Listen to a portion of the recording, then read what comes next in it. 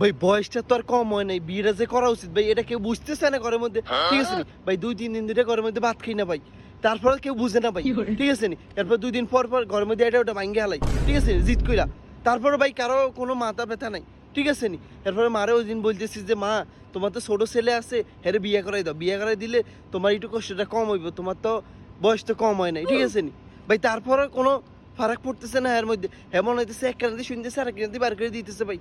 এরপর আরেকদিন বলতেছি যে মা আমি তো রাত্রে একলা একলা ঘুমাই, আমার ভয় করে, আমার ডর করে, ঠিক আছে নি ভাই? তার মধ্যে কোনো রিয়েকশন নাই ভাই, মানে হ্যাঁ মনে হয় যে বুঝে নেই আমার কথা, ঠিক আছে নি? আমি কি বলছি এটা মনে হয় যে কানে লয় না, ঠিক আছে নি? তারপর ওই দিন বোনটা বলতেছে বোন তুই তো ঘরের মধ্যে একলা একলা থাকস, তুই তো বোরিং হস, ঠিক আছে নি? ঘরের মধ্যে একলা একলা তো একটা নতুন মেহমান আইলে কিন্তু খারাপ হয় না ভাই। হ্যাঁ বুঝি গেছে, হ্যাঁ কই, তুই যে বিয়ে করবি তুই এটা আরে কস কিতি, তুই এটা মারে না আর আব্বুরে না কইবি তো ভাই? আমি কিনলে কইতাম ভাই, তোকে একটা দায়িত্ব আছে না আমার প্রতি। কি রে ভাই বয়স তো আমার কম হয় নাই, ঠিক আছে নি? কোনদিন টুকুর করি মইরা যাই, ঠিক আছে নি? হেরা মানি চাইতেছে যে আমি আরো 2-3 বছর ভাই বিদেশ করি, এরপরে যদি করে এটারে আর কি হাগল নি কোনো